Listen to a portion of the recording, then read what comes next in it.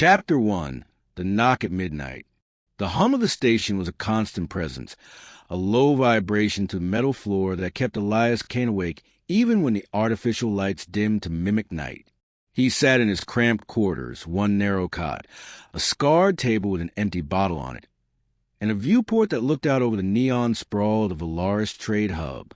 From here, the galaxy's heart never slept. Starships the size of cities slid into docking rings like great whales, their engines thrumming. The alien skyline flickered with shifting hollow signs in languages he barely understood. And down below, in streets he rarely visited, the air was thick with smoke, spice, and desperation. Elias had thought he was done with war. Done with people, too. Out here, in the fringe edges of alien civilization, a man could disappear. That was all he wanted, until someone knocked. The sound was strange against reinforced steel, a soft, deliberate tap, tap, tap. That didn't belong in a place like this. No one came to Elias's door unless they wanted trouble. His hand went instinctively to the sidearm on the table, fingers curling around its cold grip as he rose. Another knock, quieter this time, almost pleading. He approached slowly, bootsteps echoing in the silence, and pulled up the security screen. What he saw made him frown. A woman, alien, though humanoid enough that his mind registered her shape before her differences. She was tall, nearly a head above him, with skin that shimmered faintly like pale silver under the glow of the station's emergency strip lights. A crest of feathers, bioluminescent but dimmed as though dulled by sorrow, framed her head like a crown. Her eyes were enormous, liquid silver pools that seemed too heavy for her face. And she wasn't alone. 2 children clung to her legs, their smaller feather crests barely glowing at all. Their clothes were ragged, their small hands trembling as they looked up at the sealed door with the silent, wide-eyed hope of orphans. Elias's throat tightened. He killed the security feed and unlatched the door. It hissed open, spilling the faint warmth of his chamber into the frigid corridor. The woman bowed her head slightly, a gesture he vaguely recognized from her people's customs. "Are you Elias Kane?" Her voice was soft, musical, but frayed at the edges, as if she hadn't slept in days. Elias kept one hand on the doorframe. "Depends who's asking." "I am called Tvara," she said, her accent curling around the human syllables. "Widow of Relaf, once of the Xenobiological Guild. I seek sanctuary." He blinked. "From me? Lady, I'm not exactly running a halfway house." The taller child peeked out from behind her feathers, staring at him with luminous eyes. Something in the boy's gaze, fear mixed with fragile trust, cut through Elias's practiced indifference.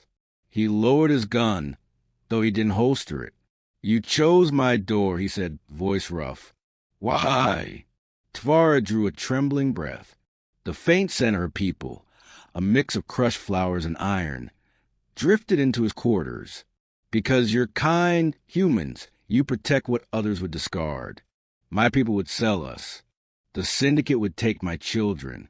You," her voice broke, "you are the last I can ask." Her words struck harder than he expected. Humans were always being dissected by alien philosophers, brutes of war, adaptable pests, or stubborn survivors. But protectors? That was rarer. Elias shifted his weight, the old soldier in him restless. He looked at the children again. Their small feathers flickered uncertainly, pulsing with emotion the way human faces flushed. One of them hugged a cracked data pad to his chest, as if it were a lifeline. Elias sighed. "You're either desperate or insane. Probably both." "I am both," Tvara whispered. Her silver eyes met his, raw and unflinching. "And I have something to offer. A bond, a tie deeper than debt or coin.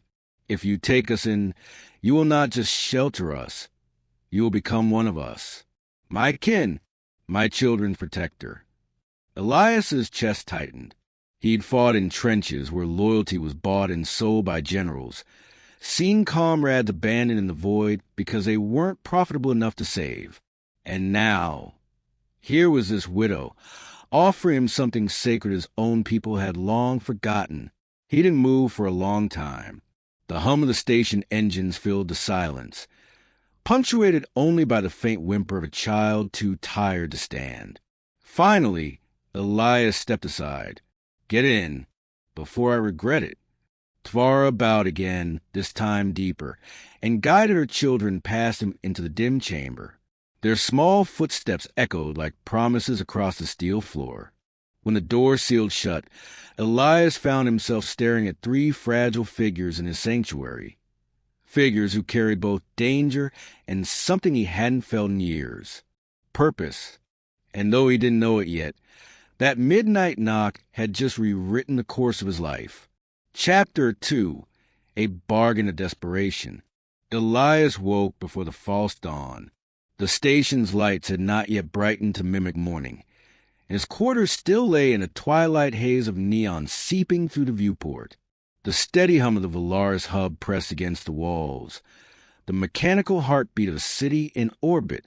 He rubbed his face and looked across the room. The alien widow hadn't moved from where she sat the night before. Tvara was on the floor beside the cot, her back straight despite exhaustion, her crest of feathers dim, her children huddled close under a thin blanket. The younger one had curled against her side, and her long, graceful hand stroked his crest absent-mindedly even in sleep.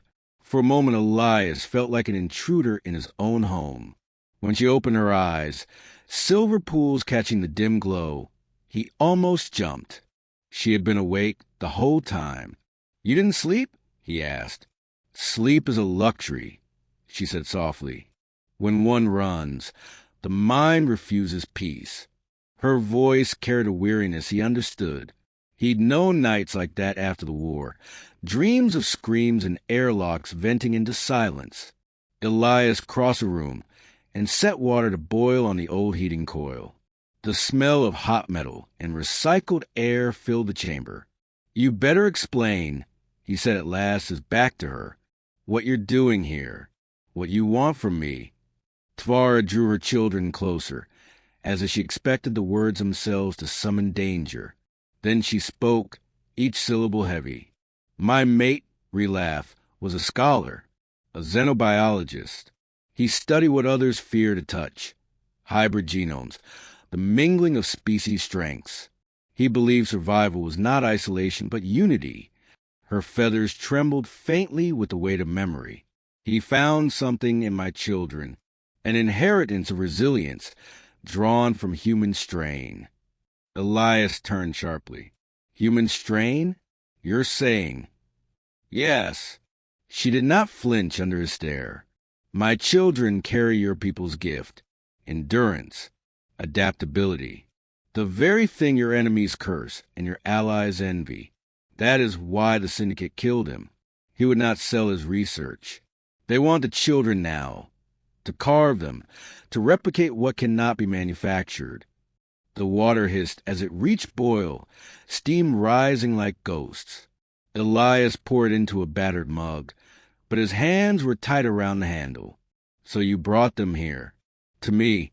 To a washed-up soldier in a forgotten corner of the galaxy." The younger child stirred and blinked up at him, wide silver eyes, trusting, afraid. The boy whispered something in their tongue, and Tvara hushed him with a gentle stroke of her feathers. Elias didn't need translation. The child was asking if they were safe. He exhaled slowly. "You're asking me to paint a target on my back. The Syndicate doesn't forgive debts, and it sure as hell doesn't forgive thieves." "Yes," Tvara said simply. "I am asking you to risk your life for those who are not of your blood. I am asking you to do what others will not." Her words hung between them like a blade. Elias studied her. The weariness, the bruised dignity, the fire banked beneath grief. She had nothing left to bargain with, except faith. Faith in him. The hum of the station grew louder in his ears, as if the whole hub waited for his choice. He clenched his jaw, staring out at the neon haze of Alaris beyond the viewport. A dozen reasons to refuse crowded his mind. Danger, cost, futility. But the children's eyes. He turned back, voice low. If I take you in, if I stand with you, you'll be hunted. And me along with you. Tvara bowed her head, feathers brushing the floor. Then we will be hunted together. Elias felt something stir inside him, something buried since the war. Not duty to a banner or commander, not survival. Something smaller, sharper, and infinitely harder to ignore. He sighed and rubbed his temple. Damn it, woman. You're either desperate or insane. She lifted her gaze. I told you last night, I am both. Chapter 3. Shadows in the Bazaar. They left before the station's simulated dawn could bleach the neon. Elias sealed the door and checked the corridor twice, listening for the faint where surveillance droned beyond the ordinary hum of the Valaris hub. The air tasted of cold metal and cleanser, tinged with the ghosts of spice from the levels below. Tvara kept her children close, her bioluminescent crest dimmed under a hooded shawl, its woven threads shifting from rust to matte black as they move, camouflage fabric. Expensive once, now frayed. Stay on my heel, Elias said, voice low. Don't look back unless I tell you. The little one nodded solemnly. The older boy clutched his cracked datapad, hugging it like a shield. The lift dropped him into the lower bazaar, into heat and noise and scent. Valaris breathed differently here. Vendors distilled resin smoke in jewel coils. Sizzling pans spat sweet oil. Chant sellers hawked recorded prayers in 5 languages. Hollow cartography maps fluttered through the air like translucent kites, and the ceiling, so far above it might as well have been sky, glowed with slow current of indigo as shuttles crossed behind armored glass. Eyes tracked them. Elias felt it first as a weight between his shoulders. He angled them into the flow of bodies, using a trio of lumbering char traders as moving cover. A security drone drifted overhead, silver belly blinking status blue. A second drone lingered too long. Keep walking, he murmured. Tvara's long fingers brushed the children's crests, calming them. Your kind always senses a predator, she whispered, before the strike. Maybe, Elias said, or maybe I've been bitten enough. He cut through a curtain of bead chimes into a cramped stall lit by a single white strip. The air inside was cool, humming softly with power converters stacked like loaves. A thin, four-armed vendor unfolded himself from a chair. His carapace lacquered a tasteful gray. Elias Kane, he clicked. You bring sunlight into my poor shop. Morning to you too, Rilk. Elias kept his hands visible. Need travel papers and a discreet ping on syndicate chatter. Fast. Rilk's mandibles quivered. Fast costs triple. Fast keeps your shell in one piece. Across the aisle, a pair of hooded figures had paused. Elias watched their boots in the mirror behind Rilk's head. New composite soles, too clean for bazaar dust. Syndicate or station security, off book. He didn't like either answer. Rilk followed his gaze. A subtle nervous ripple crossed his plates. You attract weather, my friend. Tvara lifted her hood, just enough that her eyes caught the strip light. You once owed my mate a favor, she said softly. The vendor startled. Rilatha's kin. His voice softened, a rare thing. The scholar with too many questions. He flicked 2 hands fast. Wait here. He vanished through a slit panel. Elias listened to machinery thrum, and the drone outside hum by again. He counted heartbeats, 50, then 60, until Rilk returned with a thin case and a blank slate. Papers, Rilk said. Not perfect, but better than most. And a rumor. Your syndicate wolves prowl the eastern vendor ring. They speak of children. They carry binders. Tvara's hands tightened. Binders meant neurocuffs, compliance by pain. How many? Elias asked. For Rilk said, maybe 6, led by a black scale. He lowered his voice. And someone sold him a name. A human name.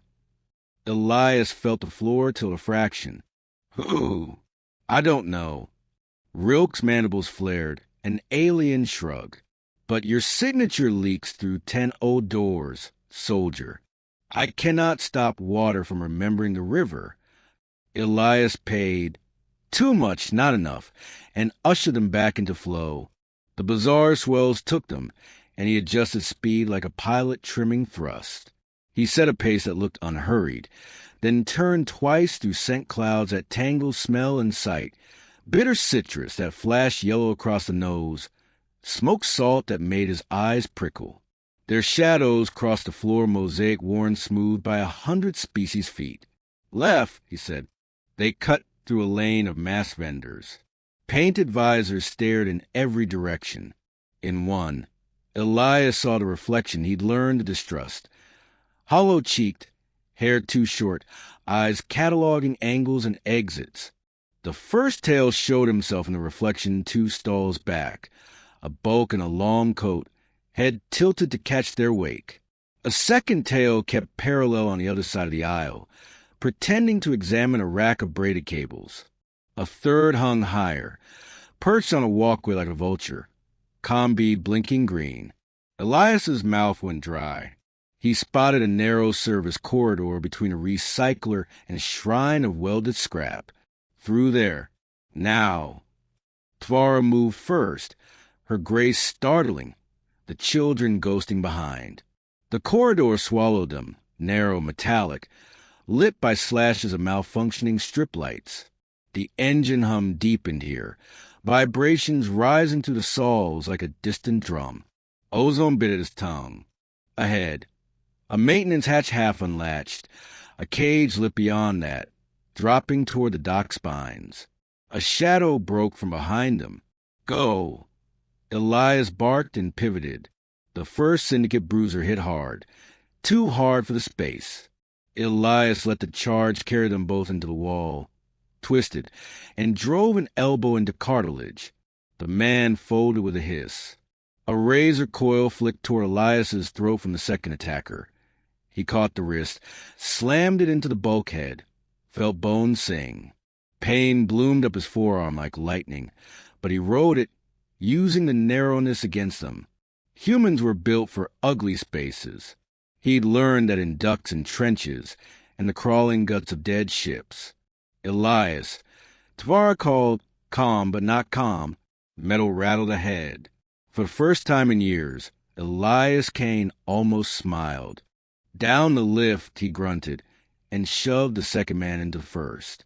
A scarred face rose, mouth bloodied, eyes flat with training. The syndicate's black scale stepped into view at the far end, too distant to reach, close enough to aim.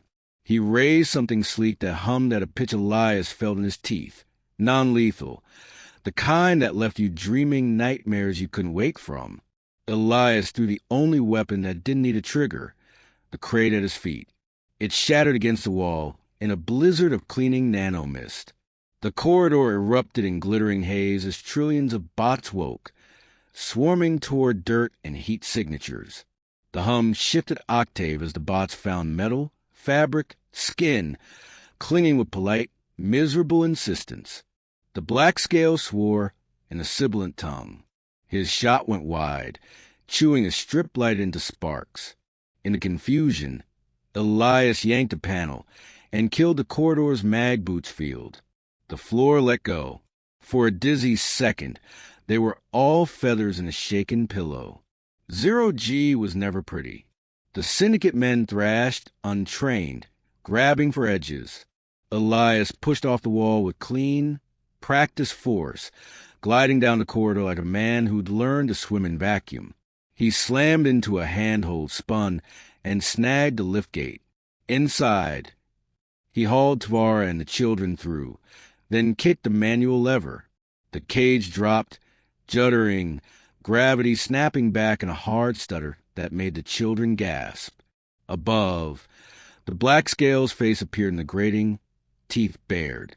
"Human," he hissed, "you are not worth this trouble." Elias met his eyes, breath burning. "That's what everyone says," he said, right before they learned different. The gate clanged shut. The lift plunged into the dock's spine, swallowing the bazaar's noise. Only the engine hum remained, low and steady in his bones. Tvar's hand found his wrist, warm, firm. "You used the station's flaws," she said, voice threaded with exhaustive wonder. "As if you built it." "Didn't build it," Elias said, listening for pursuit. "Just learned how it breaks." The little one peered up at him. "Are we safe?" "For a minute," Elias said. He looked at Tvara, at the children, at his shaking hands. "Long enough to make the next bad decision." Tvara's crest glowed a fraction brighter. "In my language," she said, "the word for bad decision is also the word for family chosen in fire." Elias huffed a laugh that felt too much like a promise. "Then I guess we're speaking the same tongue." Chapter 4. The Price of Protection. The lift rattled them down into the dock spine's maintenance levels. Here, the bazaar's noise faded to a hollow quiet.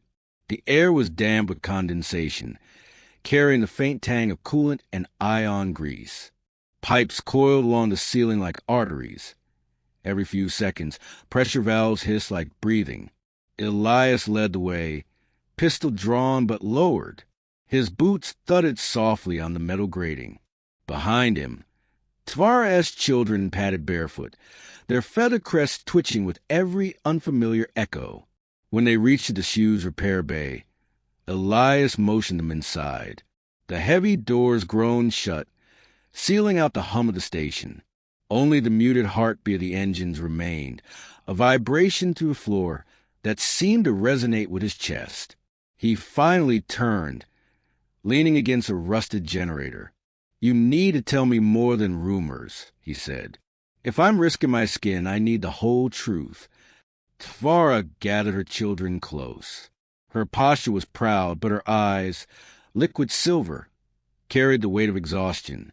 Slowly, she unwrapped the shawl from her shoulders, letting her crest glow faintly in the darkened room. The feathers shimmered like a field of stars, dim but resolute. "My husband was murdered for what he discovered," she said. Her voice filled the chamber like a low, haunting song. Relaf believed hybrid resilience was the key to survival. He studied many genomes, but he found only one species that endured every trial. Humans. You adapt to poison atmospheres. You thrive in gravity that crushes others. You even live in vacuum if you must. He said humanity is unbreakable. Elias shifted, uncomfortable under her gaze. "That's a generous interpretation. Most call us stubborn fools." Tvara's lips curved, but there was no humor. Perhaps the line between fool and miracle is thin. Her children looked up at her, feathers pulsing faintly in rhythm with her words. She touched their heads gently.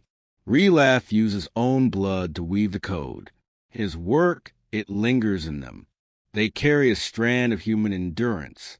They will not sicken as easily. They will not bend as quickly. The syndicate believes this makes them valuable. I believe it makes them vulnerable. Elias's chest tightened. He remembered gas-choked trenches where only the humans stayed upright, remembered battlefields where alien allies had fallen first. He remembered the sick joke soldiers whispered. Cockroaches and humans, the only things that survive the end of worlds. The younger child stirred, clutching his cracked datapad. In halting comment, he asked, "Does that mean we are wrong?" "No," Elias said before Tvara could answer. His voice was harsher than intended. Echoing in the chamber, he crouched until his eyes met the boy's. "It means you're alive. That's never wrong." The child blinked, feathers flickering in soft relief. Tvara's gaze softened on Elias, a silent acknowledgement of something unspoken. Elias stood, rubbing a hand across his stubble. "So what now?" "You've made me your shield. What happens when the syndicate comes knocking again?" "Because they will." Tvara stepped closer, her movements fluid, her presence oddly grounding in the sterile chamber. My people have bonds older than war. When a widow chooses a guardian, it is not only protection, it is kinship, it is belonging. The word struck harder than any syndicate blade. Elias had spent years without belonging, years watching comrades vanish into memory. "Lady," he said quietly, "I don't know how to be anyone's family anymore." "Then learn," she replied. Her silver eyes did not waver. "My children need a human hand to teach them what their father believed. Not strength of arms, strength of spirit. You carry it, even if you no longer see it." The silence stretched, filled only by the steady thrum of engines. Elias felt the weight of their eyes, the widows, the children's, the ghosts of soldiers long gone. Finally, he holstered his pistol. "All right," he muttered, "I'll keep you safe. But don't expect me to play father. I'm not built for it." The older child's feathers pulsed faintly, like a smile translated into light. Tvara inclined her head. "Protection is enough. The rest will follow." For the first time in years, Elias Kane felt the beginnings of something he had sworn off: responsibility. It tasted like iron, sharp and unwelcome, and yet beneath it there was a warmth he couldn't quite deny. Chapter 5, Betrayal Among the Stars. The docking levels of Valaris never slept, even in the false night cycle. Ships bellowed exhaust, loading cranes screeched on rails, and voices, human, alien, mechanical, rose into a cacophony that never ended. The air smelled of ionized fuel and scorched ozone, layered with the musk of too many bodies living too close to machinery. Elias guided Tvara and her children to the spine of Dock Ring 7, weaving between stacks of cargo containers. Each bore hollow seals that flickered with shifting sigils, guild crests, pirate marks, planetary emblems, all proof of the galaxy's lawless blend. His hand rested near his pistol, but his eyes tracked shadows instead. The syndicate would be back on their trail. He had no illusions about that. They had almost reached an unused docking bay when a voice cut through the noise. "Elias Kane," it said, with a grin audible in the tone. Elias froze. He knew the voice. From behind a stack of containers stepped a lean figure in patched flight leathers, scar along his jaw like a lightning bolt. Rhett Karan, old comrade from the war, smuggler now, survivor always. His grin hadn't changed, but the glint in his eyes had. "Rhett," Elias said flatly, "didn't expect to see you outside a gambling den. Didn't expect to see you babysitting aliens." Rhett shot back. His gaze flicked at Tvara and the children. "Word is, there's a syndicate bounty for exactly that family. Enough to buy 10 ships. Maybe 20. Elias's stomach sank. "You sold me out." Rhett spread his arms. "It's the galaxy, Kane. You taught me yourself survival first." The sound of boots and metal claws echoed through the dock. Figures emerged from the shadows. Syndicate enforcers in armored coats, visors gleaming, binders in their hands. One, a reptilian black scale with teeth like curved knives, stepped forward. His voice rasped like gravel dragged across steel. "Human, you make trouble where there should be none." Tvara shifted the children behind Elias, her crest flaring in alarm. The boy clutched his datapad so tightly his knuckles paled. Elias's pulse spiked. The syndicate had numbers, weapons, and Rhett's betrayal. The odds were a void-black joke. "You should have stayed out of this, Kane," Rhett said, almost pitying. Elias snarled, "I don't walk away from kids, Rhett. That's the difference between us." The syndicate enforcers moved as one. Blaster fire hissed, searing the air with ozone. Elias shoved Tvara and the children into cover behind a container, his pistol spitting hard kinetic slugs in return. The sound was raw compared to the syndicate's elegant hum, but it worked. One enforcer dropped, armor sparking. "Go!" Elias barked. They bolted toward the dock's maintenance corridor. A shot grazed the wall beside Tvara, showering her in sparks. The children screamed, feathers flaring in panic. They reached the corridor entrance, only to find more syndicate muscle blocking the path. Red had played it well, boxing them in. Elias cursed under his breath. Only one path left. Up. He slammed the emergency hatch on the wall, releasing the mag boots grid. The floor beneath them went dead. Suddenly, gravity lost its grip. Everything lurched into chaos. Cargo crates floated free, drifting like slow asteroids. Sparks from ruptured wires glimmered like tiny stars in the dim. The syndicate enforcers flailed, trained for intimidation, not for Zurigi. Elias launched upward, twisting to the weightlessness with the ease of an old soldier who'd fought in hull breaches and derelict corridors. "Hold on," he shouted, pushing Tvara and the children toward a floating maintenance platform. The younger child clung to his chest, eyes wide in terror. Blades flashed in the air as the black scale lunged in 0G, movement sinuous, reptilian tail lashing for balance. Elias kicked off a crate, twisting mid-spin, and rammed his boot into the warlord's jaw. Momentum sent them both spinning. Elias barely caught a strut, stabilizing himself. The reptilian slammed against the ceiling, hissing in fury. Rhett's voice echoed through the chaos. "You can't win this, Kane." Elias's reply was a snarl, breathless. "I don't need to win. I just need to keep them alive." He fired, not to kill but to puncture. One shot into the container's hull. Atmosphere roared out in a violent gust, sucking loose crates and syndicate thugs toward the breach. Emergency shutters slammed down a second later, sealing the leak, but half their pursuers were gone, swept into the void. Elias caught Tvaria's hand, pulling her and the children down the spinning corridor. They slammed through another hatch, locking it behind them. The hum of emergency systems replaced the silence of vacuum. For a long moment, none of them spoke. The children sobbed quietly.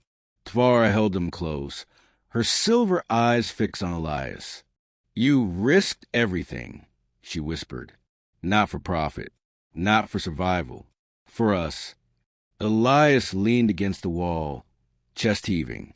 He looked at her, at the trembling children, at the door they had just sealed. "Yeah," he said hoarsely, "that's what humans do." But inside, rage simmered hot and unyielding. Not at the syndicate, but at Rhett. The betrayal burned like acid. For the first time in years, Elias Kane wasn't running from his past. He was ready to make someone pay. Chapter 6, A Human's Worth. The syndicate's freighter loomed against the void like a scar on the stars. Its hull was a patchwork of rusted plating and stolen alloys, lit by a skeleton of flickering lights. From the outside, it looked ready to fall apart. From the inside, Elias knew it was a fortress. He crouched with Tvara and her children in the shadow of the maintenance girders, the hum of Alaris station vibrating faintly beneath their boots. Ahead, the freighter's docking umbilical extended like a tongue, grafted onto the station's spine. The black-scale warlord had taken Tvara during the ambush, dragged her aboard that ship, leaving Elias with the children. Now, Elias had only one thought: get her back. The older child, Kale, Elias had learned, clutched his cracked datapad like it was a holy relic. His small crest glowed faintly as he whispered, "Papa taught us codes. I can speak to the ship. Not for long." Elias glanced at him. "You sure?" Kale nodded with solemnity beyond his years. "Human code breaks easier than syndicate code. Papa said your kind writes doors into everything." Elias almost smiled at the irony. "Yeah, we make mistakes, but sometimes they're the right kind." He placed a rough hand on the boy's shoulder. "All right, you get me inside. Then I'll get your mother out." The girl, small, feather crest barely glowing, slipped her hand into Elias's. Her touch was light, but anchored him in a way he hadn't expected. "Don't leave us," she whispered. He squeezed gently. "I won't. That's a promise." They crossed through the umbilical, weightless for a breath as the artificial grav field shifted. The air smelled wrong aboard the freighter, metallic and sour, tinged with old blood and burned circuitry. Dim red strips lit the corridors, pulsing like a heartbeat. Cale crouched by a control panel, fingers flying over his battered datapad. Lines of alien script and human numerics tangled on the screen. Sparks spat from the panel. Then the bulkhead shivered. A maintenance hatch irised open with a groan. "Door," Cale said proudly. Elias ruffled his crest gently. "Good work." They slipped inside the ship's guts. Maintenance shafts crawling with cables, coolant dripping in steady ticks. The children moved silently, as if instinctively adapting to the claustrophobic space. Elias felt a swell of pride that wasn't his to own, but burned in him nonetheless. He charged, steel met blade, sparks showering. The warlord's strength was monstrous, tail whipping, claws tearing. Elias bled from a slash across his ribs, but he didn't stop. He couldn't. From the shadows, Cale's voice cried out, "Now, sister." The little girl leapt from the vent, tiny hands pressing her crest to the ship's control node on the wall. Light flared. System screamed. Doors slammed shut, sealing reinforcements out. Elias grinned through the blood. "Guess you didn't count on kids, did you?" The warlord roared and lunged, but Elias ducked under, drove the steel pipe upward with human desperation, human rage. The warlord's body spasmed as the pipe pierced through armor into the junction of flesh and machine. With a final hiss, the reptilian crumpled, tail thrashing, then stilled. Silence. Only the hum of failing lights. Elias staggered at Vara, breaking her shackles with a grunt. She fell into his arms, feathers brushing his face. "You came," she whispered, voice trembling. "Damn right I did." Elias rasped, "I told you. Humans don't walk away." The children rushed to her side, crest glow pulsing with relief. For a moment, Elias stood over them, bloodied, bruised, unbowed, and felt something shift. He wasn't a soldier without a cause anymore. He was something more dangerous. He was a protector. Chapter 7, A Family Forged in Fire. The Syndicate freighter drifted in silence. Its engine sputtered, wounded from the children's sabotage, and its lights dimmed to a ghostly red. Smoke hung in the hold like incense after battle, the sharp tang of ozone mixing with scorched metal and the copper scent of blood. Elias sat on the cold deck plating, chest heaving, ribs throbbing beneath the bandage hastily tied by Cale. Tvara knelt beside him, her feathers glowing faintly now that she was free, the light soft and warm against the gloom. Her children pressed close to her sides, their crest lights pulsing with relief. For a long moment, none of them spoke. The silence was heavy, filled with the weight of survival. Elias finally broke it with a dry laugh. "You're terrible at staying out of trouble," he told Tvara. Her silver eyes flicked toward him. "And you are terrible at walking away." He winced as he tried to shift. "Guess we're both cursed." "Not cursed," she said softly. "Chosen." Her hand brushed his arm, a touch gentle but steady. Elias froze, caught between surprise and something he hadn't felt in years. Connection.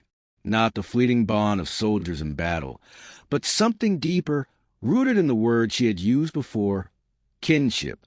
The children leaned forward, their small faces bright with hope. "Does this mean," the girl whispered, "you are our protector now?" Elias's throat tightened. He wanted to tell them no, that he was too broken, too scarred, too dangerous to be anyone's protector. But when he looked into their eyes, he saw what Tvara had seen, that despite his flaws, despite his bloody past, there was something in him that refused to abandon them. He reached out, ruffling the boy's feathers gently. "Yeah, kid, I guess it does." Kale's crest flared like a sunrise. The girl hugged his arm, feather-light but fierce. Tvara watched, her expression unreadable for a heartbeat. Then softening, glowed with something fragile and strong all at once. She lowered her head in a gesture of her people's deepest gratitude. "Then you are not only protector," she said. "You are family." The word struck Elias harder than any syndicate blade. Family, the thing he had lost in the war, the thing he had told himself he didn't deserve. Outside the viewport, the Valaris hub turned slowly, its neon-lit towers gleaming against the starfield. Docking beacons pulsed in steady rhythm. And far beyond, a freighter slipped past like a silver fish through black water. Life went on, indifferent to their battle. Elias pushed to his feet, wincing but unbroken. "We should move before syndicate reinforcements get curious. This ship won't hide us forever." Tvara rose with him, regal even in exhaustion. Her feathers brushed his shoulder like a mantle. "Wherever we go," she said quietly, "we go together." He met her gaze. For the first time since the war, Elias Kane didn't feel like a relic. He felt like a man who had found his place. Not in medals or orders, but in the trust of a widow and 2 children who had chosen him. He nodded. Together. Hours later, back in his quarters on the station, Elias stood at the viewport. Below, the city stretched like a circuit board of light and shadow, alive with traders and smugglers, saints and monsters. Beyond, the void shimmered with stars, cold, distant, eternal. Tvara stepped beside him, silent. The children were asleep on his cot, their breath steady. The sight made something settle in his chest, a weight he realized he didn't want to let go. "You changed when you fought for us," she said softly. "Not like a mercenary, not like a soldier. You fought as if we already belonged to you." Elias considered that. His reflection in the glass looked older than he remembered, scarred and tired, but no longer hollow. "Maybe I needed someone to belong to," he admitted. Tvara's crest shimmered like a constellation. She touched his arm, a gesture of her people's vow. "Then it seems we saved each other." For a long while, they stood together in silence, watching the stars. Elias Kane, once a man running from ghosts, had become something else, something stronger, not because of war, not because of victory, but because of what humans did best: endure, protect, and build family where none had existed before. In the neon glow of the Valaris hub, with a widow at his side and children sleeping safely behind him, Elias finally understood the truth. Humans weren't special because they survived. They were special because they chose, again and again, to carry others with them through the fire. Chapter 8, Epilogue. The stars take notice. Valaris hub had begun to stir again, the bazaar's night cycle giving way to simulated dawn. The corridors buzz of merchants unsealing their stalls, with engines rumbling awake, with 1,000 species weaving through the metal arteries of the station. To most, the chaos of the past night was nothing more than rumor. A syndicate freighter disabled, an unconfirmed firefight in Dock Ring 7. But whispers traveled fast in a place like Valaris, and whispers grew. Elias Kane stood at the viewporter's quarters, a mug of bitter CF warming his hands. The city glowed beneath him, towers of steel and neon bleeding into the black of space. Behind him, Tvara prepared food with quiet efficiency, her feathers faintly luminous in the half-light. The children sat cross-legged on the floor, tinkering with Kale's battered datapad, laughing softly when sparks danced across its cracked screen. It was domestic, almost ordinary. For a man who had lived too long in violence, the stillness felt like a rebellion of its own. But Elias knew better. Peace on Valaris never lasted. A discreet knock at his door confirmed it. Elias's instincts prickled. He set the mug aside and palmed his pistol. when the door hissed open. A figure stepped inside, cloaked in insignia of the Interstellar Guild Authority, their armor polished, their eyes sharp. "Elias Kane," the officer said. "You attracted attention." Elias's jaw tightened. "That's so." The officer's gaze shifted past him to Tvara and her children. "Word is, you stole Syndicate property. Word is, you killed a black-scale warlord. And word is," he lowered his voice, "that you're protecting something the galaxy will kill to possess." Tvara stepped forward, feathers flaring, her silver eyes steady. "Not something. Someone. My children." The officer studied her, then Elias. For a long moment, the air in the room was taut as wire. Finally, the man inclined his head. "Then you'll need allies. The Syndicate won't stop. And others, governments, corporations, hunters, they'll all come. Decide quickly, Kane. Do you keep running or do you start fighting back?" He turned and left, the door hissing shut behind him. The room was silent again, but the hum of the station suddenly sounded heavier, as though the whole galaxy leaned closer. Elias looked at Tvara, then at the children. Kale's eyes burned with the same stubbornness Elias recognized in himself. The girl clutched his sleeve, trusting without question. He holstered his pistol and let out a slow breath. "Guess running's off the table." Tvara's feathers glowed brighter, her voice low but resolute. "Then we fight. Together." Elias allowed himself a small, grim smile as he turned back to the stars. Beyond Valaris, the galaxy waited, ruthless, hungry, watching. And for the first time in years, he felt ready, because this time he wasn't fighting for a flag or a cause. This time, he was fighting for a family. The starship hummed softly, its engine steady now after the chaos of battle. Through the panoramic viewport stretched a canvas of alien constellations, vast swirls of violet gas clouds, twin suns burning gold across the edge of the void. Below, the Valaris hub glimmered like a jewel, neon towers casting their light into endless night. Elias stood with Tvara at his side, her feathers glowing faintly in the low light, her children asleep in the alcove behind them. For the first time in years, the soldier felt something other than emptiness. He felt anchored. Tvara touched his arm, her silver eyes luminous. "You have carried us through fire," she said, her voice almost a song.